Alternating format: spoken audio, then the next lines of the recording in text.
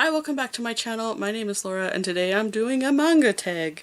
And the reason I'm doing this manga tag, even though I've already done a manga tag, is because I was tagged to do this tag by Archangel Manga, and I really appreciate being tagged. This is the first time I've been tagged in anything, and I'm looking forward to answering these questions. If you don't know Archangel Manga, you should go and check out his videos. He posts a wide variety of things in anime and manga, mostly, and you should just go and check out his stuff. He's got really good taste in manga, and he's got really interesting conversations about manga, and he's the person who kind of christened this channel, so he was my first comment. He was my second subscriber, and he's just been a really good supporter of this channel, and so I've really appreciated him on YouTube, and you should go out and support him as well. So anyway, we should probably just get into these questions. So question number one is, what was your first manga? So I'm going to put two for this answer. The first manga I ever read was Nausicaa of the Valley of the Wind by Hayao Miyazaki. I borrowed this from the library, a public library, started stocking manga. They only had, you know, one or two titles, probably this and Ranma Half and I don't know, Steam Detectives or something. I ended up borrowing this. I was already a long-time fan of anime, but I had never picked up a manga before, and this was about 2003, and it was basically this manga stopped me being an anime fan. I focused all my attention from there on to manga, and so we immediately, after closing this book, went out to the store and bought basically every title that was available. So there were a few titles, but the one that I remember the most is Wedding Peach. So this is by Naoya Yazawa. It's a magical girl series where all the girls, I think, transform into brides or, you know, bridesmaids, and it's not very good. And my sister ended up also buying the same volume. So we have two volume ones in our collection, and I don't know, it's just kind of nostalgic. I have still slowly been picking away at this series. I think I recently got some this summer, and just slowly picking away at it. It's not really my thing, but at the same time, at the time, there wasn't a lot to choose from, so we basically cleaned the store out. We bought every volume one that was available, which probably amounted to about 10 titles. So that's the first thing I bought. So question number two is, what is a favorite volume of manga? I'm going to answer with two volumes again. The first one is volume 4 of High School Debut by Kazune Kawahara. I'm a huge fan of Kazune Kawahara. She just sort of she writes high school kind of shoujo romance, but she just sort of tweaks them a little bit, almost in a way that makes fun of it, and I really appreciate it. In this volume of High School Debut, she just has this really genius bit of comedy setup, and so she uses repeated paneling from one conversation to the next, and so Haruna is planning a date, and she is planning this date to go with her boyfriend, and she keeps talking to all of her different friends, and she keeps telling them, I'm going to make him say that it's nice to have a girlfriend. And basically that's what the panel is, but everyone of course is shocked. And it's just the way that it's set up. It's just, it's really brilliant, it's really funny, and it's one of the reasons why I love Kawahara. She just has this really great, it's like comedic timing in manga, so I really like this volume. And the next volume of manga that I really love is this volume 2 of Merupuri by Matsuri Hino. It's this volume 2, not this volume 2. And the reason that I love this volume 2 is because it has this really hilarious printing error, and when I originally bought it, I didn't know it had a printing error. I since have, of course, purchased another volume 2 so I could read the story. So Merupuri is a 4-volume shoujo fantasy romance. It basically kind of takes place in our world, although there is sort of alternate reality, time-slipping kind of stuff going on. And basically what happens is that the young prince of the magical kingdom ends up being sort of chased and cursed by his older brother who wants to take the throne, or at least that's sort of what the original idea is, and so he gets chased to the human world and ends up landing basically in a teenage girl's lap, and so she ends up sort of taking care of him while he waits to be able to go back home. And so then he does eventually go back home and she ends up following him. Very kind of typical stuff, but there is sort of the big spoilery romantic declaration moment, and you're reading along and it's getting really exciting. And you know, you've got this bit where he's holding her close, he's going to take her with him. She gets all upset and embarrassed, and then Hanakimi. So then you read chapter 132 of Hanakimi, and so that just kind of plopped in the middle, and so then this is a whole chapter and a half of Hanakimi right in the middle of Merupuri. And so basically what happens is that a whole chapter of Merupuri is completely replaced with a whole chapter and a half of Hanakimi, and so you completely miss the whole sort of spoilery bit that the entire series, or the entire rest of the series, rests on. And so after this moment, it's absolutely like, what's going on? I don't know what did this happen?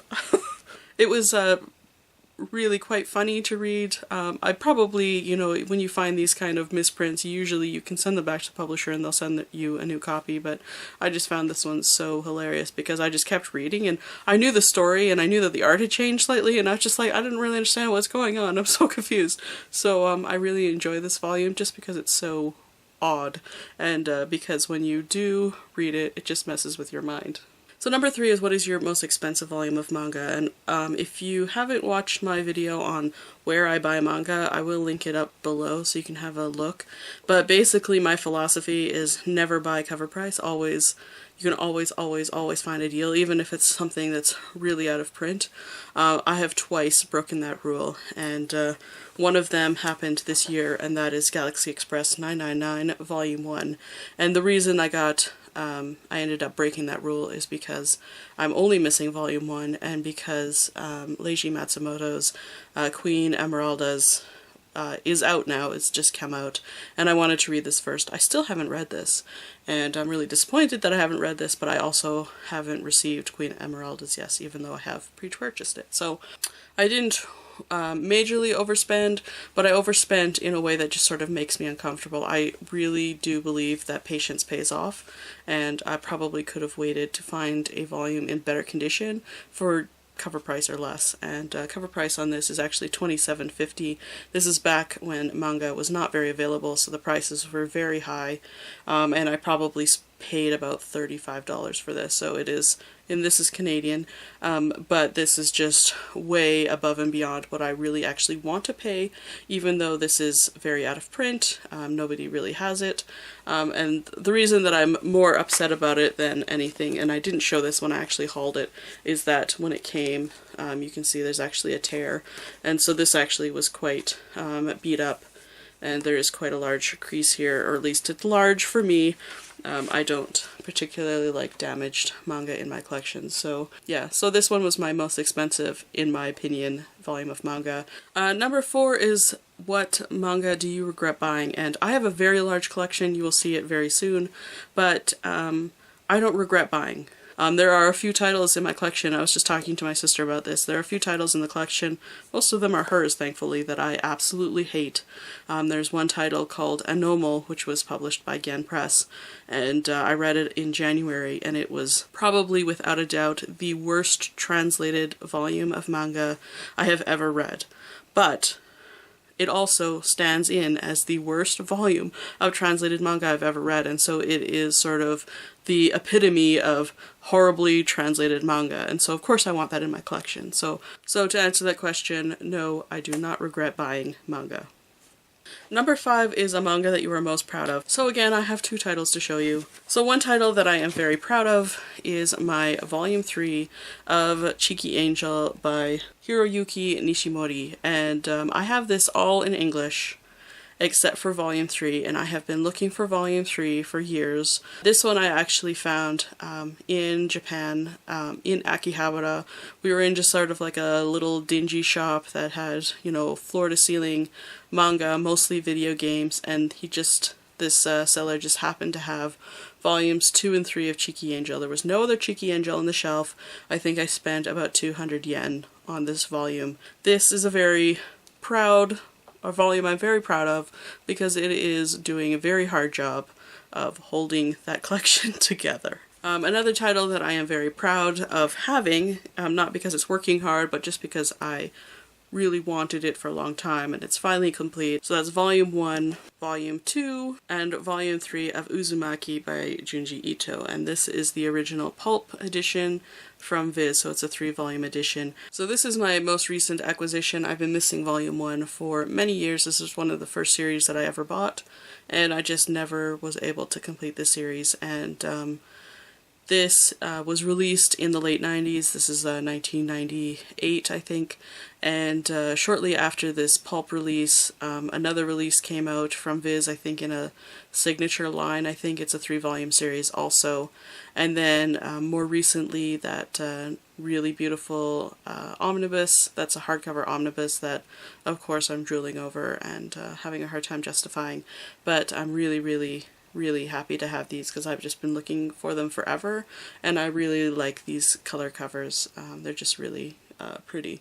Number 6 is how do you organize your collection, and I am going to turn the camera around in a second and I'm going to give you a very quick overview of what this room looks like. Essentially, my sister and I collect manga together. We have over 4,500 volumes of manga, including Korean manhwa. We just count them together because they're the same size and they often have similar content and themes and art style. So we count those in. We tend to buy different things, and so we don't have a lot of duplication. Our very first volume of manga, of course, is a duplicate.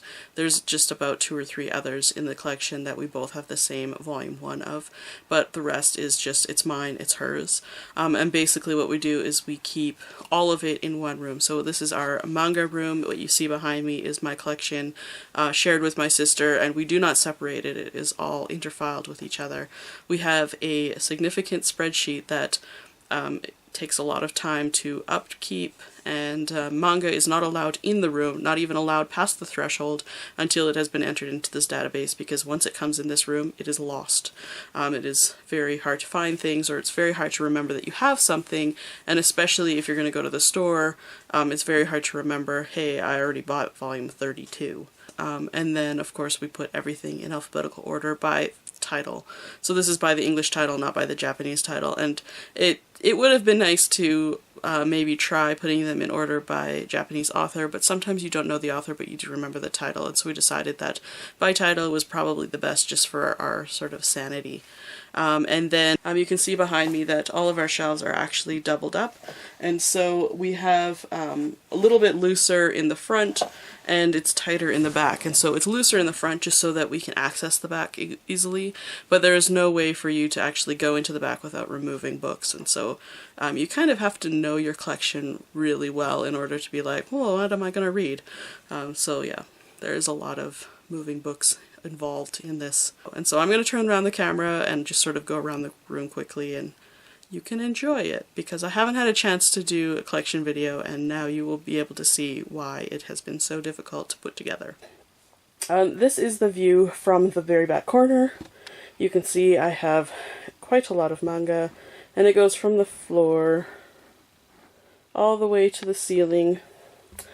These are Billy bookshelves. We have purchased the height extenders as well as extra shelves just so that we can cram on as much manga as possible. The very top row, you can tell, is a little bit larger than the other, so that's where we put our largest volumes of manga. This is anything from the Viz signature size and up, and it does not include some of like the really oversized volumes that go somewhere else, but most of our larger size, anything bigger than standard size, goes in the very top, and it is arranged from the left to the right in alphabetical order, and it goes around the room. So I will show you that in a second. And then the rest of the shelves on the bookcase are all in alphabetical order. Starting from A on the left, you can see there's Astro Boy in the front, and we always fill the back shelf and then fill the front row in front, and then go to the back and then go to the front, and so it's all left bookcase, and then the next bookcase starts where the bottom of the left bookcase ends up. So D. Gray Man at the very bottom, and then I think Dolls or something is behind Dragon Ball at the very top there. So it just goes around the room like that. So this is the same bookshelf, just a little bit different angle. You see GTO there on the right. And then to the right of our bookcase, we just have stacked all of our Shonen Jumps and just some single volumes and a couple of Japanese volumes. So it's mostly Shonen Jump, just stacked in a stack because that's where we have room. And then I'll open the closet. And so this is the closet that's just to the right of the two bookshelves that I just showed you. And basically you can see there's another bookshelf in there, and it's just crammed full with yaoi. So that's just where we keep all of our yaoi. It's in the closet, as it were. We also keep in these boxes all of our sort of paraphernalia and Japanese souvenirs that relate to anime and manga. So that is what is in the closet. So if I cram myself as far back into the closet as I can fit with my camera, this is the view that I would see, and this is the other half of my manga, or the other 2/3 of my manga. And so you can see here on the left this stacks of manga. Those are all our doubles, and now you know why I have been having quite a few giveaways. This just sort of happens naturally over, however many years I've been collecting. You just occasionally end up with doubles, and if you never get rid of them, this is what happens. And you can see then that the collection goes all the way to the ceiling. And the very top row again is a larger size manga, and so this just continues off from the other side of the room, and it goes around to the fourth bookshelf. And then it continues actually at the very bottom. The very bottom is also larger size. It's got a little bit less room, but they're larger size, and they go all the way around to the fourth bookshelf there.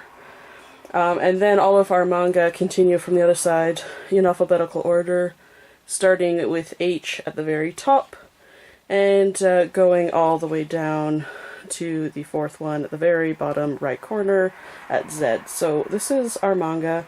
We have quite a lot. And then there is another bookshelf you can see. It's our fifth bookshelf, and I'll show you that next. So the eighth and final bookshelf in this room is this half-size Billy bookshelf here on sort of the middle, I guess. It's the right of the rest of the shelves I just showed you. And it is a little bit different. At the very bottom, I just store all of my oversized manga, like the substantially oversized, so they're like extra large, I guess. And so that's where Nausicaa and my Moto Hagio titles are, as well as a couple art books. I don't have a lot in this size, but I do have quite a lot coming. My latest order has quite a lot of larger items, so you will see that soon. And going up from there is just all of our Japanese titles, and so we have them actually kind of... some of them are, upright, and some of them are doubled up and just sort of crammed in and on their side, because that's just how they fit. So, yeah. We can't put another bookshelf in this room because of the vent, so we have this little table, and just when we are done reading something, we take it out of our room and we put it on this table so we know it's ready to go back on the shelf. So you can see that there's a couple of stacks of things and Goku. So, yeah, that's my collection, or my shared collection with my sister, so...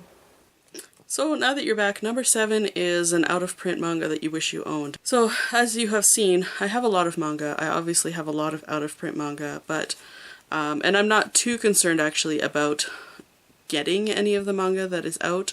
The thing that really I'm more particular about, rather than a series, are specific volumes. And so there are a lot of series where I have been looking for volumes, and I just really want a complete series already. One of them is Volume 1 of Penguin Revolution by Sakura Tsukuba. This is a CMX volume. I have everything from 2 onward. I don't have Volume 1. How can you read a series without a Volume 1? Makes me insane. Like a lot of people, I'm missing Volume 3 of No Longer Human by Usumaru Furuya. And for some reason, Vertical just does not have large print runs and is not putting their volumes out. I am waiting for Volume 3 to come up somewhere magically, and so far it has not come up, and I have not had a chance to read this because I don't want to read 2 volumes and not, in a 3-volume series and not have the 3rd volume. Like, that's just ridiculous. So I'm waiting I'm waiting. I just was reading Bride of Deimos by Yuho Ashibe and Etsuko Ikeda earlier this year. I thought that I had the whole thing, but it turns out that there are 2 more volumes, so I have 1 through 5. I need 6 and 7. It's a great series. It was getting really exciting. I don't have volume 6 and 7. I need volume 6 and 7. Where is volume 6 and 7? This is a Comics One publisher, and I really love Comics one of my favorite publishers, probably next to Raijin. And I absolutely am loving this series, but I wish that it was easier to find. As you can see, I'm not really super concerned about series that I don't already own, but I'm missing just particular volumes, and it's been impossible to put them together, and it's very hard to be patient. Number 8 is another long answer. This is a title that you wish was translated into your native language. Obviously, my native language is English, so I have a lot to choose from, luckily, but there are things that I wish that we could get. The author Chiyoshi Nohara has written quite a lot of dramatic, sort of almost horror shoujo series.